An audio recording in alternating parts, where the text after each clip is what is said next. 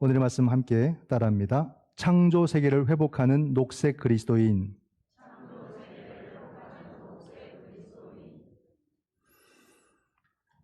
어떤 이상한 영화에 나오는 인물을 떠올리고 그런 거 아니겠죠? 뭐 이상 뿔이 있고 녹색 뭐 이런. 이건 총회가 정한 제목입니다. 오늘 총회 환경주의를 우리가 드리게 되고요. 이제 우리도 환경주의를 지켜야겠다는 생각을 합니다.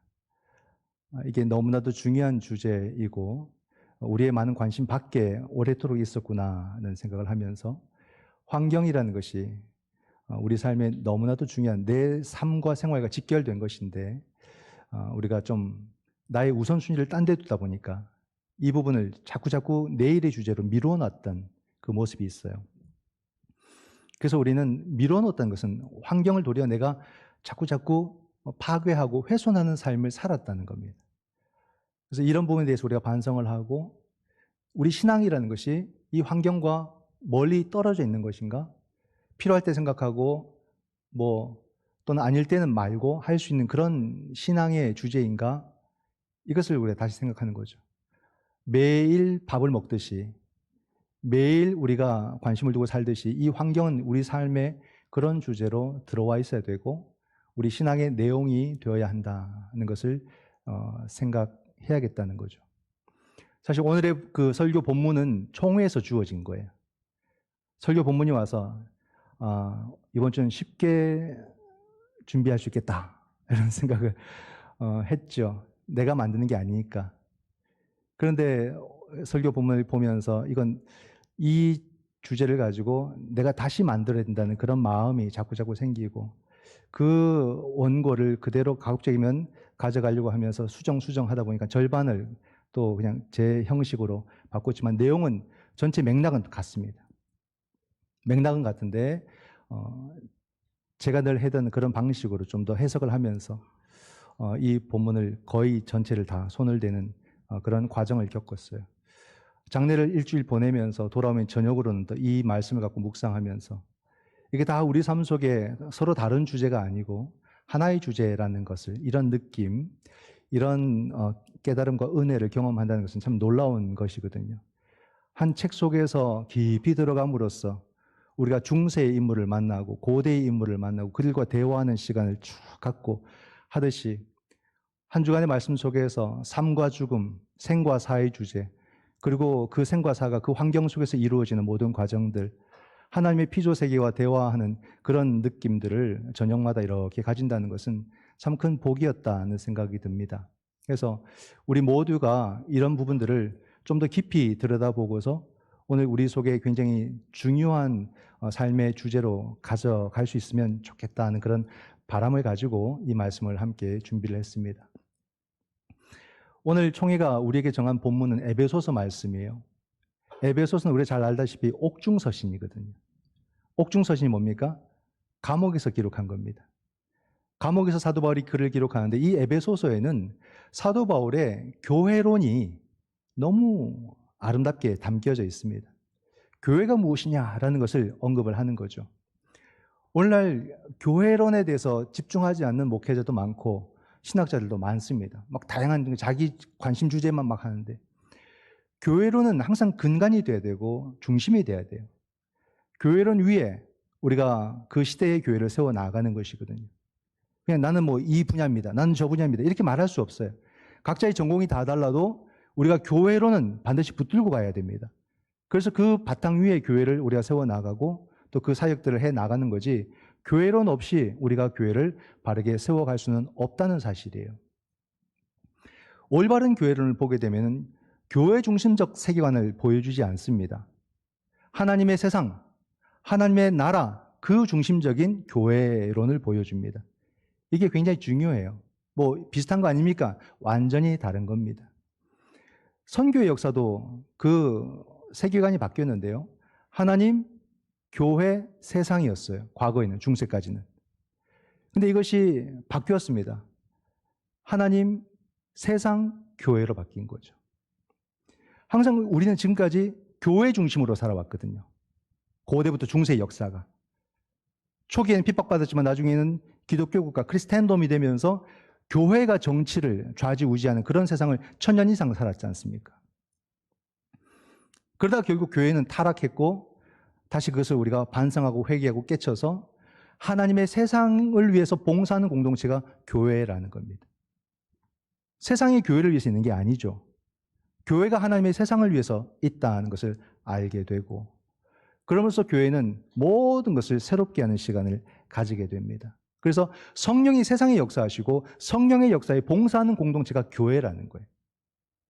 교회가 모든 구원을 담보하고 있지 않습니다. 그러나 구원을 위해서 가장 중요한 공동체가 맞다는 거죠. 그렇기 때문에 교회가 아니면 구원이 없다 이렇게 말하는 것도 교만이라고 말합니다. 구원은 하나님께 있는 거예요.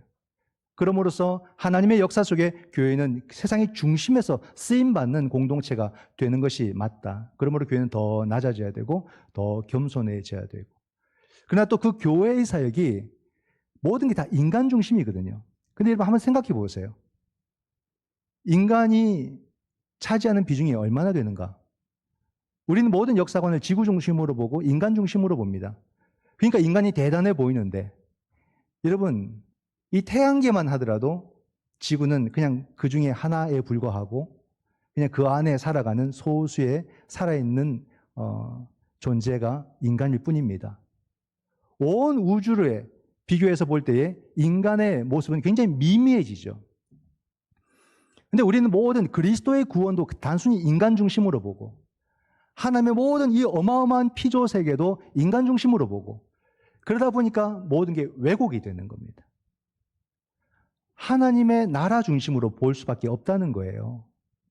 그리고 우리는 그 가운데에 있는 아주 작은 존재로서 우리는 어떤 역할들을 하고 우리는 어떤 삶을 살아야 되는가를 고민해야 되는 겁니다. 모든 게 지금 인간 중심입니다. 내가 지금 사고하는 모든 것도 거의 다 인간 중심이에요. 그러나 여러분, 인간은 굉장히 미미하다. 차지하고 있는 영역도 미미하고 그 역할도 굉장히 미미할 수밖에 없습니다. 그렇다고 해서 인간이 아무 의미가 없다, 다른 것과 똑같다 이렇게 보는 것이 아니라, 과연 우리가 하나님의 세상에 대해서 이제 어떤 생각을 가지고 어떤 시각을 가지고 이것을 바라보고 우리가 그 역사에 참여해야 되는가를 우리가 다시 생각할 때가 되었다는 거죠. 하나님의 세상을 위한 교회가 되고 하나님의 세상을 위한 그리스도인으로서 우리가 살아가야 되는 것입니다.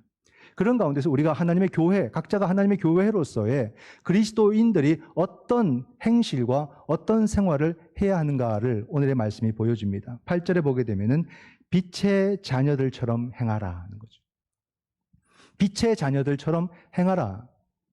근데 빛의 자녀들처럼 행하는 데에는 어떤 대전제가 있다는 것을 알 수가 있습니다. 오늘 본문 앞에 있는 5장 1절 말씀을 보면, 그러므로 사랑을 받는 자녀같이 너희는 하나님을 본받는 자가 되고. 무슨 말씀이냐면, 우리는 그냥 빛의 자녀로 산다는 것이 이 세상 속에서 착하게 살고 선하게 살고 단순히 그것을 말하는 게 아닙니다. 우리가 밖에 나가서 봉사하고 섬기고 옳은 일을 하고 좋은 일을 하고 이것이 세상에서 하는 것과 똑같은 것이 아니라는 말이. 겉으로 드러나는 형식은 같지만 그 바탕이 다르다는 겁니다. 우리에겐 전제가 있다는 거예요. 우리가 사회 복지를 하고 섬기고 봉사하고 구제하고 하는 것이 세상에서도 똑같이 다 한다는 말입니다. 똑같은 이름을 가지고. 그럼 그것이 같은 것이냐? 다르다는 겁니다. 왜? 우린 대전제 때문에. 그 전제가 뭐라고요? 5장 1절 말씀에 하나님을 본받기 위해서 우리는 하는 거예요. 우리가 선한 일을 하고 착한 일을 하는 것은 하나님을 본받기 위한 거예요. 여러분, 사람 본받기 위한 것도 아닙니다. 놀랍지 않습니까? 하나님을 본받기 위해서 하는 겁니다. 왜 우리가 하나님을 본받기 위해서 하느냐? 그 앞에 말씀, 사랑을 받는 자녀같이. 우리가 사랑을 받기 때문에 그래. 내가 하나님의 그 사랑을 받기 때문에 하나님을 본받는 자가 되어야 되고, 본받기 위해서 우리는 빛의 자녀로 이 땅을 살아가야 된다는 말입니다. 이런 전제가 있어요. 이런 전제 없이 우리가 움직이는 것은 신앙 없이 그냥 우리가 밖에서 좋은 일하고 사는 그 수준에 머물게 되는 것이지요. 이 에베소서 말씀은 하나님에 대해서 놀라운 통찰력을 우리에게 보여주시는데, 그 하나님은 어떤 분이시냐? 에베소서 4장 6절 말씀을 보면, 하나님도 한 분이시니 곧 만유의 아버지시라. 만유 위에 계시고 만유를 통일하시고 만유 가운데 계시도다. 여러분 이 말씀을 잘 생각해 보세요. 하나님은 모든 것을 초월한다는 뜻입니다. 그리고 만유 위에 계시고 만유 가운데 계신다. 만유 가운데 내지하시는 분이시다는 말입니다. 여기서 신학적인 용어를 좀 죄송합니다만 소개를 하고 싶은데요. 두 가지입니다. 범신론과 범죄신론입니다. 범죄가 아닙니다. 범죄신론 있을지. 범신론과 범죄신론입니다. 이 단어가 어려워 보이지만 이게 굉장히 우리에게 가까운 용어가 범신론인데요. 하나님께서 내주하신다, 하나님께서 만유 가운데 계신다, 이 말을 우리가 오해하지 말자는 차원에서 말씀을 드리는데, 범신론은 뭐냐면 무속신앙이나 샤머니즘에서 볼 수 있는 겁니다. 저 나무에도 하나님 있고, 저 산에도 하나님 있고, 그러니까 신이 있고, 저 바위에도 신이 있고, 저 달에도 신이 있고, 이런 신관들이 있지 않습니까? 우리가 옛날에 많이 그런 거 봤죠. 그게 다 범신론입니다. 그러니까 여기도 신이 있고 저기도 신이 있고 신이 다 있다, 이렇게 보는 게 범신론이에요. 그건 성경적인 신관이 아니다고 이미 기독교는 그렇게 정의를 하고 있습니다. 그럼 성경적인 신관은 뭐냐? 범죄신론입니다. 하나님은 하나님의 온 땅 가운데 충만하시다라는 말이에요. 하나님은 하나님께서 이 피조세계를 만드시고 그 가운데 하나님께서 임재하신다라는 차원의 이 신관을 범죄신론, 즉 그 말은 하나님께서 이 온 세계를 다스리시고 역사하시고 이끄신다라고 하는 그 신앙 고백을 범죄신론이라고 합니다. 그러니까 여기도 신이 있고 저기도 신이 있고 이런 차원에서 우리가 신관을 갖지 않습니다. 그러다 보면 신의 부재가 생길 수 있는 거죠. 신이 있는 곳과 없는 곳이 구분이 될 수 있는 것이고, 하나님이 이 땅 가운데 역사하시며 모든 세상의 주인으로서 이 땅을 다스리신다는 말입니다. 이게 범죄신론입니다. 그러므로 우리는 하나님께서 만유 위에 계시고 만유 가운데 계시고 만유 안에 내주하신다는 이 말씀을 하나님이 통치하신다라는 이 믿음으로 받아들이는 겁니다. 그리고 우리는 어떻게 그 하나님을 본받는 자들로 살아가는 거죠. 하나님의 가장 잘 본받는 삶을 사신 분이 누구일까요? 예수 그리스도. 예수 그리스도께서 어떤 삶을 사셨는지 5장 2절에서 말해줍니다. 그리스도께서 너희를 사랑하신 것 같이 너희도 사랑 가운데서 행하라. 그는 우리를 위하여 자신을 버리사 향기로운 제물과 희생 제물로 하나님께 드리셨느니라. 자, 보십시오. 이 말씀의 핵심 구절은 어디일까요? 뒷부분에 보니까 향기로운 제물과 희생 제물이란 말이 나오죠. 이게 핵심 구절처럼 보입니다. 그러나 여러분, 이게 아니라 제일 앞에 있어요. 그리스도께서 너희를 사랑하신 것 같이. 이 말씀이 핵심입니다. 주님의 생애를 보게 되면 삶과 죽음의 모든 이야기가 다 사랑이에요. 사랑의 이야기. 주님은 십자가 위에서만 희생의 제물이 되신 것이 아니라 주님의 사셨던 그 모든 생애가 다 희생 제물의 삶이라는 말입니다. 무엇 때문에? 우리를 사랑하셨기 때문에. 그 사랑이 자신을 희생으로 이끌어갖고 희생 제물이 되게 하신 거예요. 우리가 단순히 여러분 그냥 신앙적으로 안 그럼 공부하듯이 이것을 보는 것이 아니라 한번 느껴보라는 말이에요. 아, 주님은 우리를 위해서 희생 제물이 되셨다. 그냥 어린 양이 되셨다. 십자가에 달리셨다. 구원이 되셨다. 이건 메마른 고백 말고 주님이 그것을 위해서 모든 것을 내어놓기까지 우리를 얼마나 사랑하셨냐는 말이죠. 그 사랑을 느끼지 못하고 무엇을 우리가 이야기한들 이 신앙을 우리가 받아들일 수 있겠습니까? 그 사랑, 그 구구절절한 그 사랑을 우리가 도대체 어떻게 사랑하셨기에 주님은 이런 삶을 사셨고 결국에는 희생제물, 향기로운 제물이 되셨을까라는 겁니다. 그 사랑의 크기, 그 사랑의 깊이, 그걸 알면 알수록 우린 주님께 더 몰입되지 않겠습니까? 더 주님의 십자가가 느껴지지 않겠습니까? 그런 사랑을 배우는 거죠. 그런 사랑을 본받는 거죠. 그런 사랑을 알아가야 되는 거죠. 종교적으로 몇 가지 그냥 우리에게 해당되는 단어만 외워가지고 그걸 말한다고 해서 그게 느껴집니까? 안 느껴지잖아요. 아, 십자가, 막 부활해도 그냥 가슴이 그대로 있지 않습니까? 막 두근두근거리고, 막 가슴이 짜릿하고, 막 뭔가 힘이 나오고, 이런 게 우리에게 너무 부족하죠. 단순히 그런 감정적인 거 말고, 그 사랑의 깊이를 우리가 좀 충분히 묵상하는 그런 신앙을 좀 가져야겠다는 거예요. 묵상이 별로 없어요. 주님 주님 말하면서 그 주님을 깊이 알아가는 시간도 없고 생각해보는 시간도 참 부족하죠. 그러면서 어떻게 우리가 주님을 본받아 갈 수 있겠느냐는 겁니다. 그 사랑을 본받아야 돼.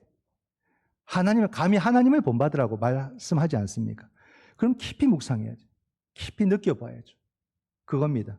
그러면 그 사랑을 우리가 배우고 담기 위해서라면 이제 그 사랑의 덕목들을 쫙 나열하면서 우리가 이런 것들을 해야 됩니다라고 성경이 그렇게 말해줄 것 같아요. 근데 굉장히 여러분 아이러니한 그런 장면이 성경에 나옵니다. 이 4장과 5장이 지금 이어져서 그 얘기들이 여기 담겨져 있는데요. 사랑의 덕목들이 더 이상 나온 게 아니라 악한 덕목들이 나와요. 정말로 가져서는 안 될 그런 덕목들이 쭉 소개되는데요. 제가 다 줄을 쳐봤습니다. 에베소서 4장 28절 보면 도둑질하는 것, 29절에 더러운 말 하는 것, 30절에 성령을 근심하게 하는 것, 31절에 악독, 노함, 분냄, 떠드는 것, 비방하는 것, 악의, 5장 3절에 음행, 더러운 것, 탐욕, 4절에 누추함, 어리석은 말, 희롱의 말, 이런 악한 덕목들이 쭉 나열을 하고 있다는 말입니다. 이게 무슨 뜻일까? 여러분, 바울 사도가 우리에게 원하는 게 뭐냐면 단순히 우리가 여러분 선한 일을 하는 차원에서 그치면 안 된다는 말입니다. 우리가 옳은 일을 하고 선한 일을 하는 그 사람은 그 사람의 바탕도 옳아야 된다는 걸 말하는 거예요. 그죠? 우리가 아무렇게나 살다가 밖에 나가서 사람들이 하는 그냥 똑같은 좋은 일을 했다고 해서 그 좋은 일이 되지 않는다는 걸 말해줍니다. 세상 사람들은 그렇게 해도 사람들은 인정을 해주지만 하나님은 인정하지 않겠다는 뜻이에요. 내가 살아가는 그 삶의 바탕이 깨끗하지 못하면 내가 행하는 이런 선한 일들을 하나님이 인정하시겠다? 안 하시겠다는 겁니다.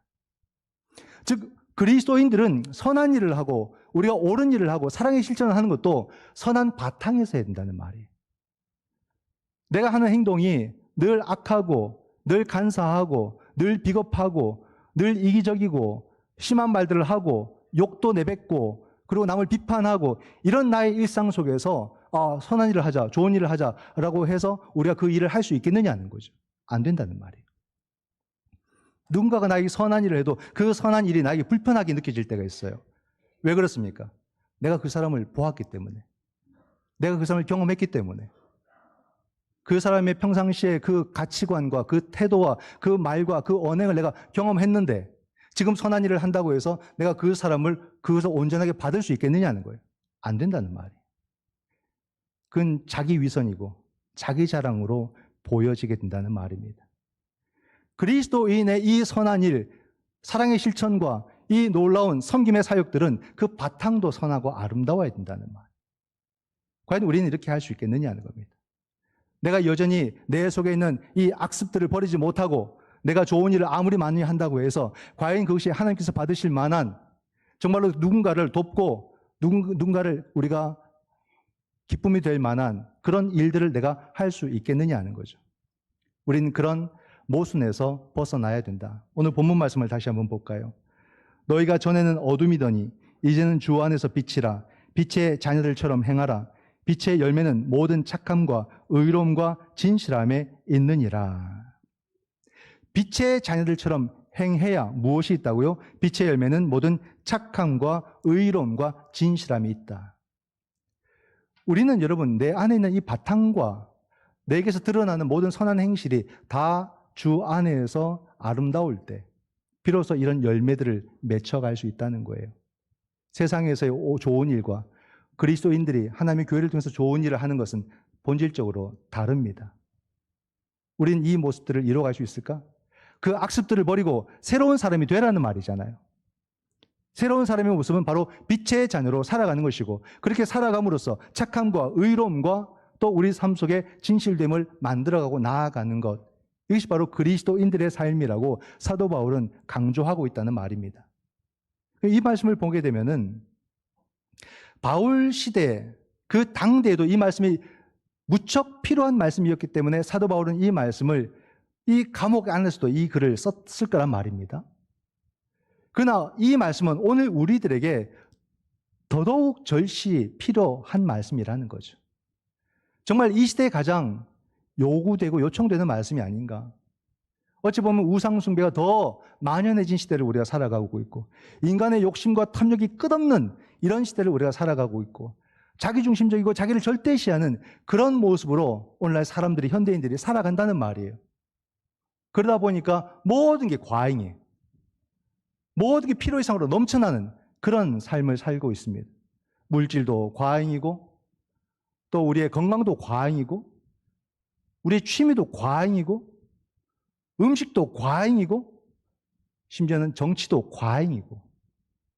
대선이다 보니까 얼마나 많은 이야기들을 하고 얼마나 많은 주장들을 양쪽에서 하는지 목소리가 크면 클수록 더 자신감이 없어 보입니다. 자기가 진실되게 자기가 생각하는 것을 그냥 해나가면 되는데 왜들 그렇게 과하게 행동들을 하는지, 이게 참 우리가 볼 때 우리 삶이 모든 것이 과잉이다 이런 느낌들이 없습니까? 이렇게 과잉이 되면요, 여러분 가장 피해를 보게 되는 것은 무엇이냐는 거예요. 결국엔 그게 바로 자연입니다. 자연. 이렇게 연결이 되는 거예요. 인간을 들여다보게 되면 결국 여러분 자연을 염려하지 않을 수 없단 말입니다. 인간의 삶은 탐욕적이어서 모든 게 다 과잉으로 가니까, 그러니까 이 돈의 흐름을 아는 사람들은 거기에 발빠르게 움직이잖아요.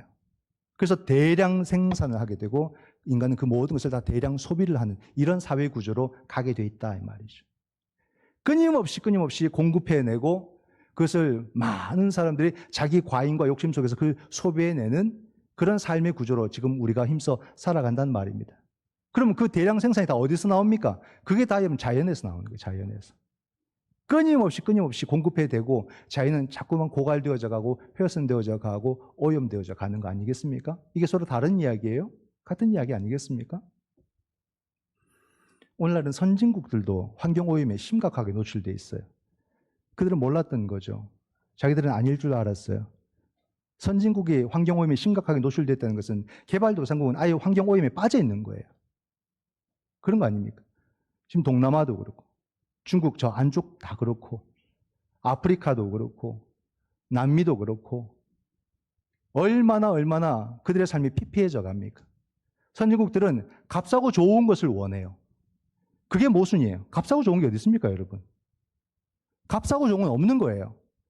그런 모순을 개발도상국에 요구를 한다는 말입니다. 그런 거 어떻게 나옵니까? 인권이 말살돼야 되는 거예요. 인간의 존엄을 생각하면 그걸 맞출 수가 없습니다. 환경을 생각하면 그걸 맞출 수가 없는 거예요. 그들 끊임없이 부르게 되고 그들 받을 몫을 주지 않고 정당하게 몫을 주고 그럼으로써 함께 그걸 나눔으로써 이걸 균형을 맞춰가야 되는데 그렇게 하지 않는다는 말이죠. 중간에 일을 하는 사람들에게 좀 더 주면 나머지 사람들을 힘들게 하더라도 필요한 것을 얻을 수 있다는 것을 알고 그렇게 해서 모든 것을 가져가는 거 아닙니까? 그러니까 여러분 환경오염과 인권이 유린되는 그런 현실들 속에 사람들을 내몰게 되는 거죠. 그런데 여러분 그것은 부메랑처럼 돌아온다는 말입니다. 그렇게 파괴된 환경이 거기에만 있습니까? 하나님의 세상인데 그것이 반드시 돌아와서 모두가 환경오염을 같이 공유할 수밖에 없는 거예요. 왜 우리가 이걸 보지 못하고 지금만 눈 감으면 된다는 식으로 왜 사람들은 그렇게 살아가고 왜 또 그렇게 살아가도록 교회는 방치하고 있을까라는 것입니다. 지금 우리가 느끼죠. 몸으로. 봄과 가을은 너무나도 짧고 이제 곧 없어지겠다 싶을 정도로 짧고 여름과 겨울은 자꾸자꾸 길어지는 것을 우리가 다 같이 체험하고 있습니다. 이건 한두 사람이 말하는 게 아니라 모두가 다 이야기를 하죠. 빙하는 급속도로 녹아져 가고 있고 이제 만년설은 막 다 없어져요. 그냥 산이 탁 하였던 그 꼭대기 봉우리가 없어져 버리고 산이 딱 드러나 버리는 색깔이 보이지 않습니까? 놀라는 겁니다. 아유, 더우면 이렇게 에어컨 좀 더 틀면 되지 뭐. 추우면 난방 좀 더 하면 되지. 이런 생각들이 얼마나 우리가 이런 것에 대해서 무관심한가. 무서운 거죠. 여러분 환경이 좀 더 열악해지고 환경이 좀 더 나빠지면요. 제가 볼 때는 또 다른 전쟁이 일어난다고 봐요. 환경이 굉장히 나빠지면 사람들은 살기 위해서 지금도 전쟁을 일으키는데 얼마든지 전쟁을 일으킵니다. 더 나은 환경을 갖기 위해서 그들은 전쟁을 그냥 쉽게 일으킬 거예요. 그럼 결국 공멸하는 세상이 옵니다. 그렇게 치닫게 돼 있어요. 너무 과한 해석 아닙니까? 과한 해석 같습니까, 여러분? 지금 버젓이 전쟁을 일으키잖아요. 이거 다 경제적인 이유 아니겠습니까? 환경이 나빠지면 이제 막 사느냐 죽느냐 내몰리게 되는데 전쟁 안 일으키겠습니까? 더 나은 조건을 얻기 위해서 바로바로 전쟁을 일으켜버리죠. 그리고 그걸 합리화하죠. 살기 위해서 그랬다고. 우리의 미래가, 우리 자녀들의 그 미래가 일상의 전쟁터와 같은 상황이 된다면 얼마나 끔찍하겠습니까, 여러분? 너무 무책임한 겁니다. 같이 공멸하는 세상을 우리가 만들어가는 것이 아니라 빨리 지금이라도 이 모든 상황들을 새롭게 우리가 바꿔 나가야 되지 않겠느냐라는 것입니다. 그리스도인들은 이런 상황 속에서 도덕과 윤리와 사회과학적으로도 생각할 수 있어야 되지만 먼저는 우리가 성경적으로 신앙 안에서 이 주제를 다루고 고민할 수 있어야 된다라는 사실입니다. 성경 뭐라 말합니까? 하나님께서 세상을 창조하시고 하나님 보시기에 좋았더라 말씀하십니다. 그런 아담과 하와를 지으시고 아담에게 그 모든 것을 다스리라 말씀을 하십니다. 그 다스리라는 것이 마음대로 하라는 뜻이 아니에요. 하나님의 세상, 하나님의 자연을 지키고 보호하고 보존하라는 뜻입니다. 여기서 여러분 우리가 이 자연과 인간이라는 것을 이 성경적인 바탕 속에서 한번 좀 고민해 볼 필요가 있다고 봐요. 이게 제가 이 설교 본문을 좀 수정할 수밖에 없었던 이유이기도 한데요. 우리는 성경적으로 세상을 보고 성경적으로 우리의 이 사회와 또 자연을 볼 그런 가치관이 필요하지 않겠습니까? 인간과 자연, 어떤 관계라고 봅니까? 종속의 관계라고 봅니까? 종속의 관계가 아니라는 거예요. 성경은 우리에게 보여주기를. 인간과 자연은 상호 존중의 관계, 상호 주체적인 관계, 이렇게 봐야 돼요. 이게 무슨 의미냐면 인간은 예수 그리스도 앞에 주체적으로 응답할 수 있는 존재잖아요. 근데 여러분 성경을 가만히 보면 이 자연도 인간에 의해서가 아니라 이 자연도 예수 그리스도 앞에 주체적으로 응답하는 대상들이란 말입니다. 이거를 관가하면 안 된다는 말이에요. 우리가 여러분 저 자연으로 나가고 저 하나님의 세계로 나아갈 때 그 자연이 인간에 의존해서 하나님을 찬양한 것 같습니까? 인간에 의존해서 그들이 존재하는 것 같습니까? 아니에요. 스스로 주체적으로 하나님 앞에 서 있는 존재로 보인다는 말이에요. 그것을 알아야 되는 겁니다. 인간에게 의존되지 않았단 말이에요. 종속되지 않았다는 말이에요. 이게 바로 어찌 보면 성경이 우리에게 보여주는 것. 인간이 대단해 보이지만 그건 인간 중심적인 사고에서 성경 보거나 세계를 볼 때 그런 거고 세계는 인간 중심으로 흘러가지 않더라 이 말입니다. 하나님의 세상이라는 게 있는 것이고 그 세상에 하나님과 교제하고 하나님과 대화하고 하나님과의 관계를 굳건히 세워가고 있더라 말입니다. 그 가운데 인간만이 교활하고 인간만이 계산적이고 그러면서 하나님과 딜을 하고 있는 그런 존재일 뿐이지 이 놀라운 피조 세계가 하나님과 아름다운 관계 속에 굳건히 주체적으로 서 있더라 이 말입니다. 그런 걸 경험하지 않습니까? 느끼지 않습니까? 한번 생각해 보세요, 여러분. 저 태양이 그 빛과 그 열을 우리에게 비춥니다. 태양이 우리의 허락을 받고 하는 겁니까? 우리가 그렇게 지시한 겁니까?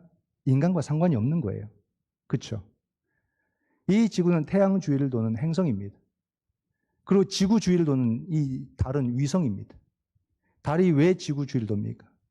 중력 때문에 그렇죠. 오늘 어떻게 앉아 있을 수 있습니까? 어떻게 집에서 여기까지 걸어올 수 있었겠습니까? 자동차가 어떻게 땅을 딛고 달릴 수 있었습니까? 그거 다 중력 때문이에요. 하루 종일 일하면 다리가 피곤하고 온몸 피곤한 것도 다 중력 때문에 그래요. 그러나 중력 때문에 사는 거잖아요. 그 중력이라는 것을 누가 만들어냅니까? 인간이 고안해낸 겁니까? 아니에요. 지구는 이 중력을 만들며 인간의 허락을 구하지 않습니다. 이게 다 주체성이에요. 주체성이라는 거예요. 인간도 우리가 깨달았을 때 우리 하나님과 정말로 친밀히 응답하며 대화하며 살아가는 그 존재이지만 하나님의 세상도 그와 같더라는 것을 우리가 놓치고 살았던 거죠. 그러므로 우리가 빛의 자녀로 살아가면서 착함과 의와 진실됨을 우리가 사람과 사람 사이에도 행하면서 살아야 되지만 우리가 이 하나님의 세계와 이 자연에 대해서도 빛의 자녀로 행하면서 우리가 진실과 의와 이 착함들을 행하면서 나타내면서 살아갈 책임과 의무가 우리 모두에게 있다는 거예요.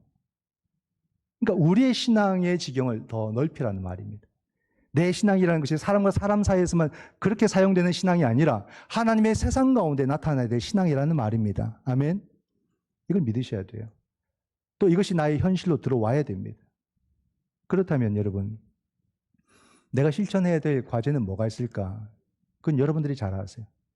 각자가 지혜롭고 더 똑똑하고 내가 실천해야 될 그런 환경의 주제들이 삶 속에 있을 겁니다. 뭐 가장 기본적으로 뭐 물을 아껴 쓰고 전기를 아껴 쓰고 또 우리가 쓰레기를 버리는 것을 줄이고 음식물 쓰레기도 줄이고 또 일회용, 우리 좀 편리한 생활을 추구하다 보니까 일회용을 너무 쉽게 쓰는 것 같아요.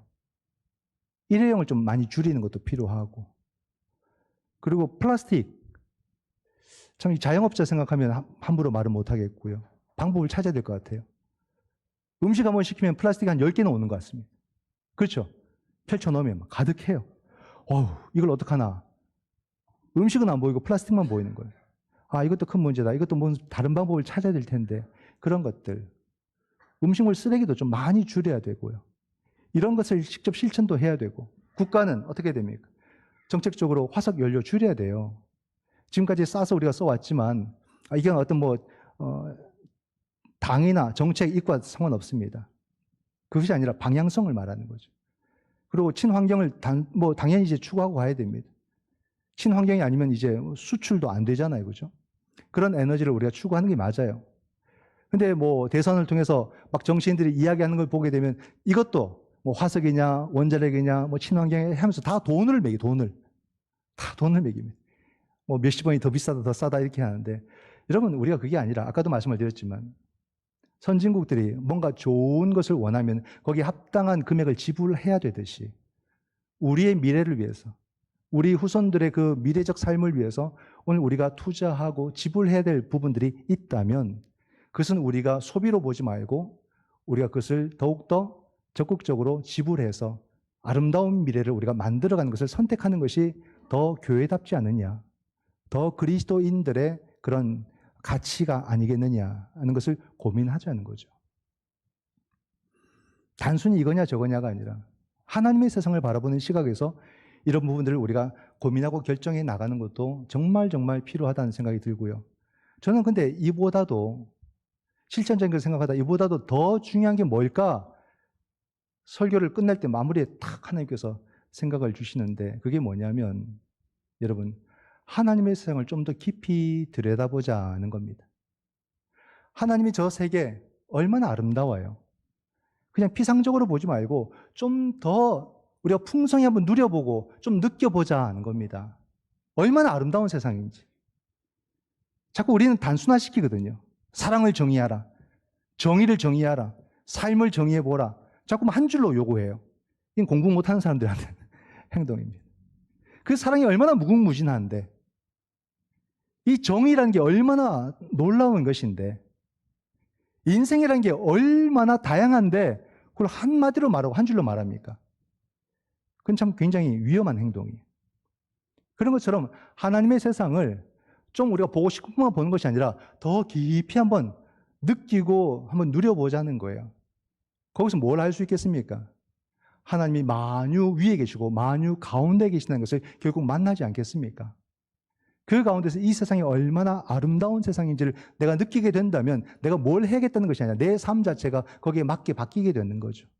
이 하나님의 세상은 반드시 지켜내야 되고 이 하나님의 세상은 반드시 우리가 회복시켜야 되고 그 아름다운 세상을 우리 후손들에게 반드시 그들도 보게 만들어줘야 된다는 그 마음을 우리는 가지게 될 것이다 하는 거죠.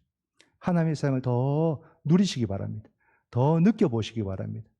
그리고 우리가 이 온 세상을 환경을 아름답게 만들어가는 그 믿음을 소유함으로써 이 땅의 교회가 먼저 이 환경에 이 아름다운 세상에 건강한 세상에 앞장서가는 그런 공동체가 될 수 있기를 주님의 이름으로 축원드립니다. 아멘. 기도하겠습니다.